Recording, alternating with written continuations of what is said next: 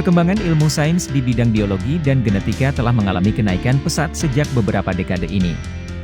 Namun, hal itu tentu tidak bisa terlepas dari peran penting para ilmuwan di dunia di bidang biologi dan genetika. Karena terbukti, hasil jerih payah mereka mampu memberikan banyak dampak positif yang luar biasa bagi dunia sains. Nah, inilah ilmuwan dunia yang berpengaruh dalam sejarah biologi, khususnya di bidang genetika.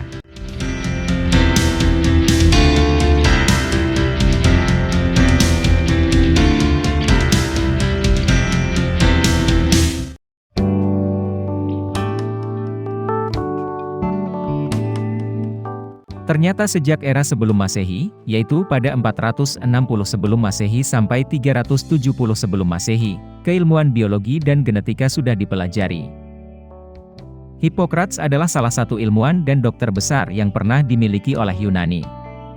Dicatat dalam laman Life Science, Hippocrates juga dikenal sebagai bapak kedokteran karena memang fokusnya pada pengobatan medis.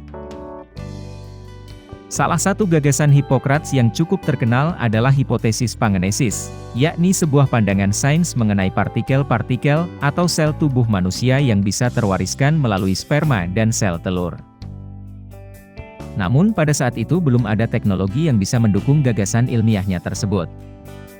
Namun, di zaman modern terbukti bahwa sel dan sifat yang bisa mewarisi dari spesies individu bisa diturunkan secara genetik ke generasi individu selanjutnya. Bisa dibilang, bahwa pemahaman terhadap pewarisan sifat genetika sudah dipahami oleh bangsa Yunani kuno sejak 2500 tahun lalu, dan ini menjadi cikal bakal dari perkembangan sains modern.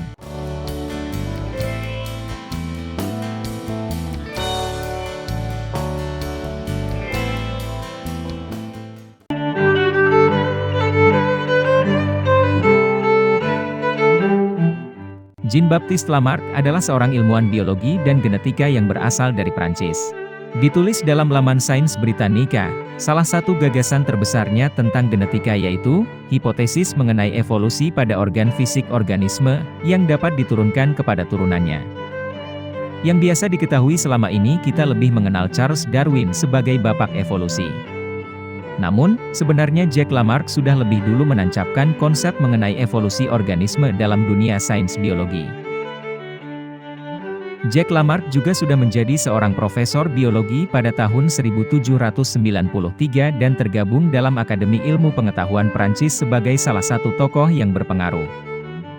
Pada 1801, Jack Lamarck menerbitkan konsep sains bernama Système des animaux sans vertebres, yakni sebuah klasifikasi biologis untuk organisme invertebrata.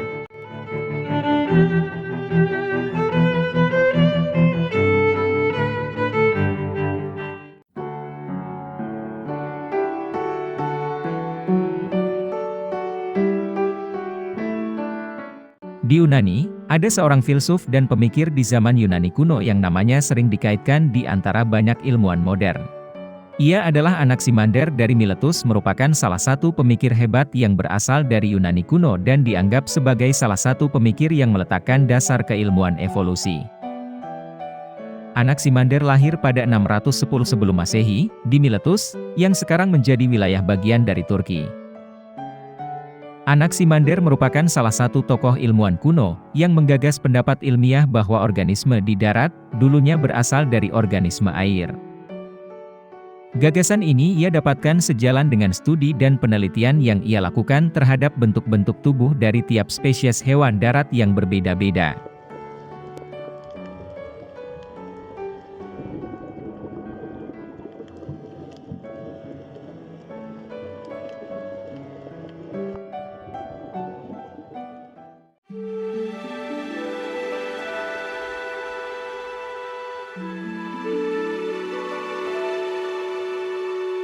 Salah seorang ilmuwan dari Persia yang sekarang menjadi Iran bernama Nasir al-Din Tusi, sebelumnya dikenal sebagai ahli matematika dan konsep evolusi di alam. Dilansir dalam laman Nature, beliau merupakan ilmuwan yang mendukung konsep evolusi yang terjadi di alam semesta. Dalam bukunya berjudul Akhlaq Nasri, Tusi berpendapat bahwa hereditas dan variabel di alam telah memainkan peran krusial untuk mendorong terjadinya evolusi di alam. Dalam keilmuan sains modern, gagasan Tusi tampaknya menjadi penghubung atau jembatan antara gagasan ilmuwan Yunani kuno dengan gagasan ilmuwan modern seperti Charles Darwin. Bahkan, Tusi merupakan salah satu ilmuwan besar Persia yang juga tidak menghindari evolusi manusia, di mana manusia memiliki kemungkinan berkerabat dengan primata lainnya.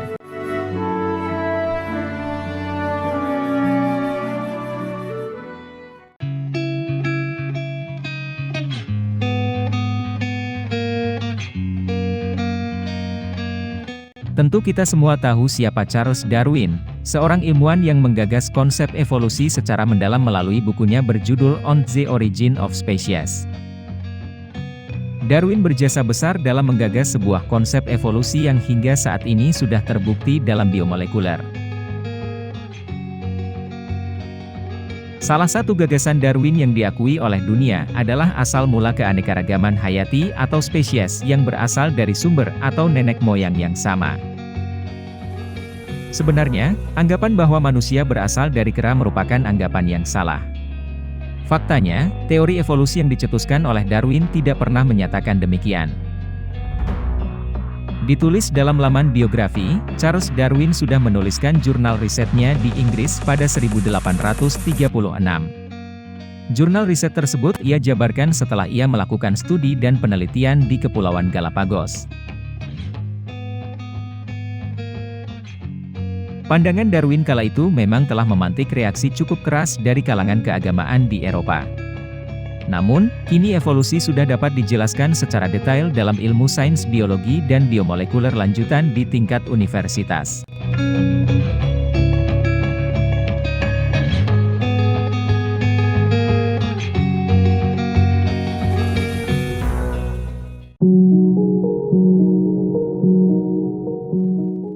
Gregor Johann Mendel adalah seorang pastor sekaligus ilmuwan dan akademisi di bidang biologi molekuler yang terkenal dengan hipotesis ilmiahnya tentang varietas tanaman.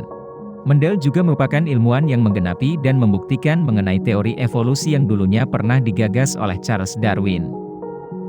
Jurnal berjudul Johann Gregor Mendel Paragon of Experimental Science yang diterbitkan dalam laman NCBI pada 2016. Menyatakan bahwa Mendel telah meletakkan dasar-dasar pengertian mengenai genetika, DNA, dan sifat-sifat terwariskan secara lebih mendalam dan modern.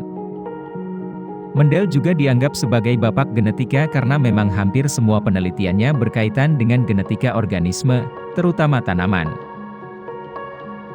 Ilmuwan yang lahir pada 1822 di Austria tersebut juga membuat kaidah pemikiran yang dinamakan hukum Mendel, yakni hukum sains yang mempertegas tentang pewarisan sifat genetik dari generasi mula-mula ke generasi selanjutnya. Biologi modern yang kita pelajari saat ini juga tak lepas dari pemikiran Mendel yang sudah ada sejak 150 tahun lalu.